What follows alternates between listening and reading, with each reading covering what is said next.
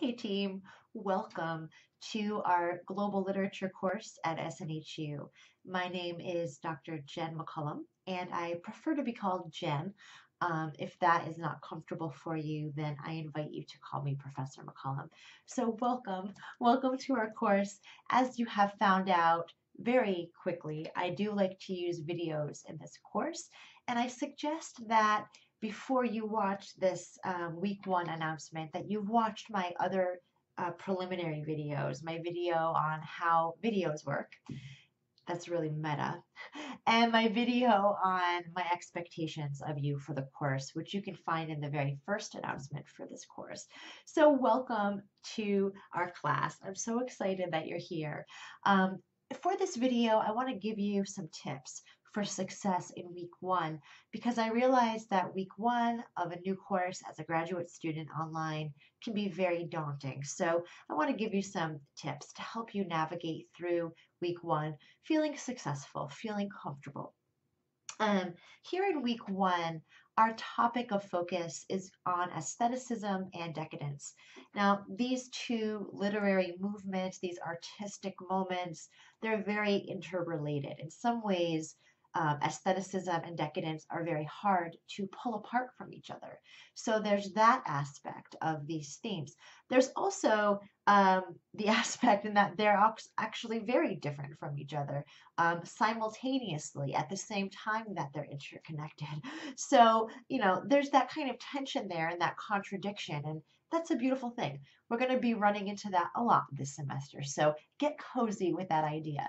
The idea of aestheticism is perhaps one of the more obvious themes that you're going to find throughout all four of the readings for this week.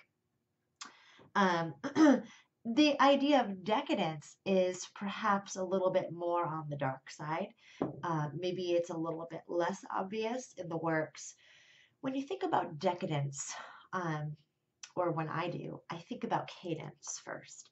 And cadence is this kind of rhythm that you get into, this acceleration, this kind of, it seems as if it's never going to end. I used to be a spinning, indoor cycling instructor, and I always used that word cadence when I was talking to my students in the classroom about really getting up an RPM and holding it, and you kind of hear this whir of the wheels as they're going around, and you get this sensation that there's momentum and that it's forward moving and it's never going to stop.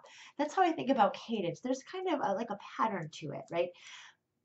Decadence is the opposite of that. It's decadence. It's the undoing of that cadence.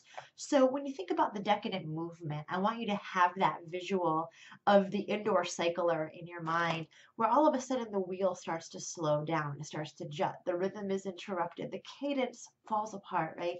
And it starts to, instead of moving forward, it starts to suggest a kind of pulling back, even a moving backward. So decadence suggests an undoing, right? And something that doesn't seem quite right. And it brings to mind a need to be critical, maybe even hypercritical about what's responsible for that uh, decadence.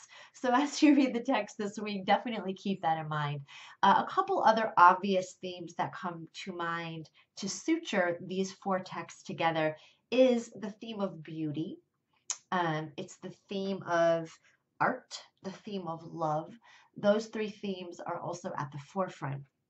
Now, as you watch my video that gives you some tips on engaging in the forums, I want you to keep in mind that I don't like to read students' work that really pays attention to the usual ways of reading text, right?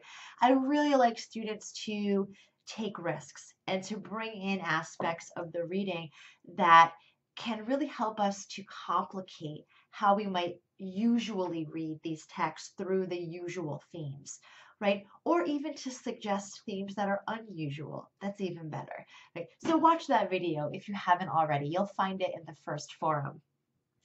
This week we're reading Thomas Mann's Death in Venice, which is phenomenal. I do want to give you a trigger warning, though. It is a very difficult text for some students to read because of its sexual content.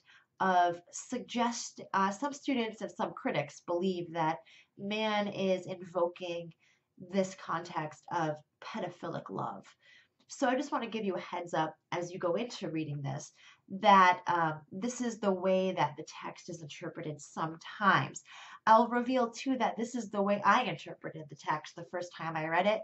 The second time I read it, I did not interpret it that way. And the third time I read it, it was completely different. So you may or may not take away the pedophilic context when you read this text. Kawabata's text is really clearly about, it's about love, it's about beauty, and it is, according to some readers, also about pedophilia. So the synthesis between Mann and Kawabata's texts seem, apparent. And I ask you to dig a little bit more deeply than that and look for particularly key differences between the representations of love, the love of youth in particular. Um, Junichiro's work is also about love and beauty for sure, and admiring that beauty. And he brings Junichiro brings in a little bit of the dark side for sure, which we see again with Tagore's work. So really exploring that, the supernatural, the dark side, the dark world, especially in the context of decadence, seems really apparent, seems really usual. So, as you read these four texts this week, my biggest tip to you is read these texts genuinely. Come to them not with the preconceived idea that we're working with the lens of aestheticism or decadence or love or beauty or art. Come to it as a child would, right? That means come to it reading it genuinely from your personal history, from who you are, from what you know, from how you feel as you read that text, and see what comes up for you. Something outside of the realm of aestheticism, decadence, love, beauty, art, something that you can synthesize with those themes, but that aren't just those themes, right? Because we need to breathe life into these commonplace ideas. We need to bring life to these ideals through our own personal ways of reading. All right. So that's my tip for you this week is to be genuine, to be sincere in how you read text, and to let that come out in your discussion forum post. This week as well, I ask that you take a look at the final project. Here at the beginning of things, we always want to think about the end of things. Our first breath in the course is preparation for our last breath in the course, right? So it's a life cycle. You're going to find that things move very quickly with the final project. You're going to be asked in each milestone to move that project forward. There's a real value to not knowing your direction and to start planning with that sense of the unknown in your writing. Oftentimes, that's how critics and academics land at work that really is revolutionary, really is new and interesting. Starting to plan out what might be, what could be, what ought to be, without knowing exactly what is an art, right?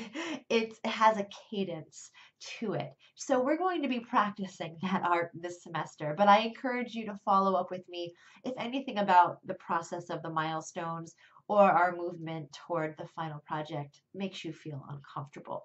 Discomfort is a wonderful tool to an extent. So keep that in mind as you go, and I hope that you guys enjoy your first week.